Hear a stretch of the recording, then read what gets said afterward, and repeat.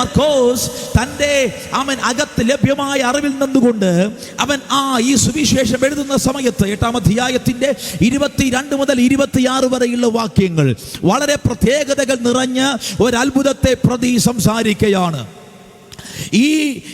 ഈ അത്ഭുതത്തിന് മറ്റ് സുവിശേഷത്തിലെ ഏത് അത്ഭുതങ്ങളിൽ നിന്ന് വ്യത്യസ്തമായി ഇതിനകത്ത് ഒരു വലിയ പ്രത്യേകതയുണ്ട്. നിങ്ങൾ സുവിശേഷത്തിൽ കാണുന്ന എല്ലാ അത്ഭുതങ്ങളും പഠിച്ചു. യേശു 3.5 വർഷം കൊണ്ട് ഒത്തിരി അത്ഭുതങ്ങൾ ചെയ്തു. അവൻ കാനാവിലെ കല്യാണ വീട്ടിൽ പച്ചവെള്ളത്തെ വീഞ്ഞാക്കി. അവൻ പത്രോസിന്റെ അമ്മായി അമ്മയെ സൗഖ്യമാക്കി. അവൻ കുഷ്ഠരോഗിയെ വിടുവിച്ചു. അവൻ ഒത്തിരി അന്ധന്മാർക്ക് കാഴ്ച കൊടുത്തു. അവൻ ഒത്തിരി ചെകിടന്മാർക്ക് കേൾവി കൊടുത്തു. അവൻ മരിച്ച ലാസറിനെ എഴുന്നേൽപ്പിച്ചു. ഇങ്ങനെ തുടങ്ങി നിരവധി എണ്ണമറ്റ ഈ ഭൂമിയിലുള്ള ഏത് പുസ്തകത്തിലും എഴുതി തീർക്കുവാൻ കഴിയാത്ത അളവിൽ യേശു അത്ഭുതങ്ങൾ ചെയ്തു. എന്നാൽ എല്ലാ അത്ഭുതങ്ങളിൽ നിന്ന് വ്യത്യസ്തമായി 8-ാം അധ്യായത്തിൽ പറഞ്ഞിരിക്കുന്ന ഈ അത്ഭുതത്തിനൊരു പ്രത്യേകതയുണ്ട്. നിങ്ങൾ വളരെ ശ്രദ്ധയോടെ ഈ ഭാഗം ഒന്ന് ശ്രദ്ധിച്ച്. എന്താണ് ഈ അത്ഭുതത്തിന്റെ പ്രത്യേകത? മറ്റ് അന്ധന്മാർ വിടുവിക്കപ്പെട്ടതിൽ നിന്ന് വ്യത്യസ്തമായി, അല്ലെങ്കിൽ ചെകിടന്മാർ വിടുവിക്കപ്പെട്ടതിൽ നിന്ന് വ്യത്യസ്തമായി എന്താണ് ഈ അത്ഭുതത്തിന്റെ പ്രത്യേകത? ചരിത്രത്തിൽ ആദ്യമായി, യേശുവിന്റെ ശുശ്രൂഷ ചരിത്രത്തിൽ ആദ്യമായി ഒരു സെക്കൻഡ് ടച്ച്, ഒരു രണ്ടാമത്തെ സ്പർശനം ആവശ്യമായി വന്ന ആദ്യത്തെയും അവസാനത്തെയും അത്ഭുതമാണ് ഈ അന്ധന്റെ സൗഖ്യം. നിങ്ങൾ എന്നെ കേട്ടോ എന്ന് എനിക്കറിയില്ല, മനസ്സിലായോന്നും എനിക്കറിയില്ല. യേശുവിൻ്റെ ജീവചരിത്രത്തിൽ ചരിത്രത്തിൽ ആദ്യമായും അവസാനമായും, അവൻ്റെ ശുശ്രൂഷയിൽ ആദ്യമായും അവസാനമായും ഒരു രണ്ടാമത്തെ സ്പർശനം ആവശ്യമായി വന്ന ഒരു രോഗസൗഖ്യമാണ്. നിങ്ങൾ 8-ാം അധ്യായത്തിൻ്റെ 22 മുതൽ 26 വരെയുള്ള വാക്യങ്ങളിൽ ബെത്സയിദയിൽ യേശു ചെയ്ത അത്ഭുതം. നിങ്ങൾ യോഹന്നാൻ 2 വായിക്ക്. അവിടെ യേശു പച്ചവെള്ളത്തെ വീഞ്ഞാക്കുന്നു. യേശു തൊട്ട് എന്ന് പോലും അവിടെ പറയുന്നില്ല, പക്ഷെ യേശു പ്രാർത്ഥിച്ചു എന്ന് ചരിത്രം പറയുന്നു. പക്ഷെ ഒറ്റ പ്രാർത്ഥനയിൽ തന്നെ ആ വെള്ളം വീഞ്ഞായി എന്ന് മാത്രമല്ല, ഇതുവരെ ആരും ഭൂമിയിൽ ഉണ്ടാകാത്ത രീതിയിലുള്ള ഏറ്റവും നല്ല വീഞ്ഞിനെ ദൈവം അവർക്ക് കൊടുത്തു. ഹല്ലേലൂയ. യേശു കൊടുത്തത് ഏറ്റവും നല്ല വീഞ്ഞായിരുന്നു. അന്നത്തെ ചരിത്രത്തിൽ, ഈ യഹൂദന്മാരുടെ ചരിത്രത്തിൽ ഒരു പ്രത്യേകതയുണ്ട്. അവരുടെ കല്യാണത്തിൽ വീഞ്ഞു വിളമ്പും, പക്ഷേ അവർക്ക് എത്ര ആൾക്കാർ വരുമെന്ന് കൃത്യമായി ധാരണയുണ്ടാകില്ല. അതുകൊണ്ട് ഇവർ ഒരു ബുദ്ധി അവർ പ്രയോഗിക്കും. നല്ല വീഞ്ഞ് ഇവർ ആദ്യം സംഭരിച്ചു വെക്കും. എന്നിട്ട് ഈ വീഞ്ഞവർ ആദ്യം വിളമ്പും. വരുന്ന വിരുന്നുകാരെല്ലാം ഈ ആദ്യത്തെ വീഞ്ഞ് കുടിച്ച് ഏകദേശം ഒന്ന് മത്തുപിടിക്കും. അവസാനം ഇവർ അറിയാത്ത സമയത്ത് ഇവർ മോശമായി വീഞ്ഞ്, അല്ലെങ്കിൽ വെള്ളം കലക്കിയതോ അല്ലെങ്കിൽ ഏറ്റവും പുതിയതായതോ വീര്യമില്ലാത്തതോ ആയ വീഞ്ഞ് വിളമ്പാറുണ്ട്. ഇതായിരുന്നു യഹൂദന്മാരുടെ ചരിത്രവും പാരമ്പര്യവും. എന്നാൽ ചരിത്രത്തിൽ ആദ്യമായി ഇത് അവർ കാണുകയാണ്.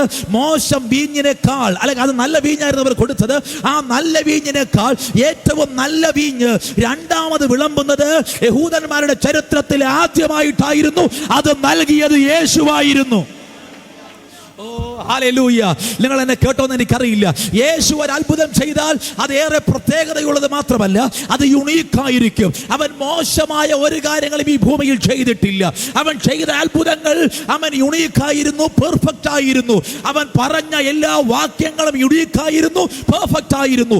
ഇങ്ങനെ അവന് രണ്ടാമതൊരു ടച്ച് മറ്റൊരു അത്ഭുതത്തിൽ വേണ്ടി വന്നിട്ടേ ഇല്ല. ലാസറിനെ ഇറങ്ങി വാടാന്ന് പറഞ്ഞു. ലാസർ പുറത്തു വരികയാണ്. കുഷ്ഠരോഗിയോട് എനിക്ക് മനസ്സുണ്ട്, നീ ശുദ്ധമാകാ എന്ന് പറഞ്ഞു. അവന് സൗഖ്യം വരികയാണ്. ചെകിടനെ കൊണ്ടുവന്നപ്പോൾ അവന്റെ ചെവിയെ തൊട്ടു. യേശു സൗഖ്യമാക്കുകയാണ്. ഇങ്ങനെ യേശുവിന്റെ അടുക്കൽ വന്ന ഏത് വ്യക്തികളും അറ്റ്ലീസ്റ്റ് ഒന്നെങ്കിൽ ഒരു വാക്ക്, അല്ലെങ്കിൽ ഒരു സ്പർശനം, അല്ലെങ്കിൽ അവന് വേണ്ടി ഒറ്റ പ്രാർത്ഥന, ഇങ്ങനെ രണ്ടാമതൊരു സെക്കൻഡ് ടച്ചിന്റെ ആവശ്യമില്ലാതെ യേശു എല്ലാവരെയും സൗഖ്യമാക്കി. എന്നാൽ യേശുവിന്റെ മിനിസ്ട്രിയുടെ ചരിത്രത്തിൽ ആദ്യമായി ഇതാ അത്ഭുതത്തിൽ രണ്ടാമത്തെ സ്പർശനം വേണ്ടി വന്നു. അത് ബെത്സയിദയിലെ ഈ കുരുടന് വേണ്ടിയാണ്. ഹല്ലേലൂയ. എൻ്റെ ചോദ്യം, ഈ ഭാഗം പത്രോസ്, ഇത് മർക്കോസ് എഴുതിയത്, പക്ഷേ ഇത് പത്രോസിന്റെ ഹോം ടൗണിൽ സംഭവിച്ച കാര്യമാണ്. ഇത് പത്രോസിന്റെ പ്രസംഗത്തിൽ നിന്ന് മർക്കോസിന് കിട്ടിയത്. ഇത് പത്രോസ് കൃത്യമായി എഴുതി വെക്കാൻ കാര്യം യേശുവിന് രണ്ടാം സ്പർശനം ആവശ്യമാണ് എന്ന് പറയാനല്ല, നിനക്ക് രണ്ടാം സ്പർശനം ആവശ്യമാണെങ്കിൽ അവനത് ചെയ്യും എന്ന് പറയാൻ വേണ്ടിയാണ്. നിങ്ങൾ എന്നെ കേട്ടില്ല. പത്രോസ് എഴുതി വെച്ചത് യേശുവിന് രണ്ടാം സ്പർശനം വേണം എന്ന് പറയാനല്ല, നിനക്ക് ഒരു രണ്ടാം സ്പർശനം ആവശ്യമാണെങ്കിൽ ദൈവം നിനക്ക് വേണ്ടി അത് ചെയ്യും എന്ന് ഉറപ്പിക്കാനാണ്. ഓ ഹല്ലേലൂയ. ഇന്ന് രാത്രി ആരെങ്കിലും പറയുന്നുണ്ടോ എനിക്കൊരു രണ്ടാം സ്പർശനം വേണം, എനിക്കൊരു രണ്ടാമത്തെ തൊടൽ വേണമെന്ന്? ഇന്ന് രാത്രി ആരെങ്കിലും പറയുന്നെങ്കിൽ നിനക്ക് വേണ്ടി രണ്ടാം സ്പർശനത്തിന് തയ്യാറായി ഇന്ന് രാത്രിയിലും യേശു ഈ ഹോളിനകത്ത് വന്നിരിക്കുന്നു. ചിലർ പറയാറുണ്ട്, പാസ്റ്റർ ഞങ്ങളെ യേശു ഒരിക്കൽ തൊട്ടതാണ്, യേശു ഞങ്ങളെ ഒരിക്കൽ സൗഖ്യമാക്കിയതാണ്, എന്നാൽ എവിടെയൊക്കെയോ ഞങ്ങൾക്ക് പിഴച്ചു, എവിടെയൊക്കെയോ ഞങ്ങൾക്ക് പ്രശ്നമുണ്ടായി, ആ രോഗസൗഖ്യം ഞങ്ങളിൽ നിന്ന് മാറിപ്പോയി, ആ അനുഗ്രഹങ്ങൾ ഞങ്ങളിൽ നിന്ന് മാറിപ്പോയി, ആദ്യ സമയത്തുണ്ടായിരുന്ന സ്നേഹം ഞങ്ങൾക്ക് നഷ്ടപ്പെട്ടപ്പോൾ ഞങ്ങളുടെ അനുഗ്രഹങ്ങളും നഷ്ടപ്പെട്ടു, ഞങ്ങളുടെ വിടുതലും നഷ്ടപ്പെട്ടു, ഞങ്ങളുടെ ഉയർച്ചകളും നഷ്ടപ്പെട്ടു എന്ന് സംസാരിക്കുന്ന ആരെങ്കിലും ഉണ്ടെങ്കിൽ ഇന്ന് രാത്രി ആത്മാവിൽ ഞാനൊരു ദൂതൻ നിന്നോട് സംസാരിക്കാം. നിനക്ക് ഇന്ന് രാത്രിയിൽ ഒരു രണ്ടാം സ്പർശനം ആവശ്യമാണെങ്കിൽ, ഓ ഹല്ലേലൂയ, നിന്റെ നന്മയിലേക്ക് മടങ്ങാൻ, നിന്റെ അനുഗ്രഹത്തിലേക്ക് മടങ്ങാൻ, നിന്റെ ആദ്യ സ്നേഹത്തിലേക്ക് മടങ്ങാൻ, നിനക്ക് അവനെ കുറിച്ചുള്ള അറിവിലേക്ക് മടങ്ങാൻ, നിനക്ക് രണ്ടാം സ്പർശനം ആവശ്യമാണെങ്കിൽ അത് തരാൻ ഇന്ന് രാത്രി വിശ്വസ്തതയുള്ള ഒരു ദൈവം നിന്റെ നടുവിൽ ഇന്ന് രാത്രിയിലുമുണ്ട്. അവനത് ചെയ്യാൻ പോകുകയാണ്.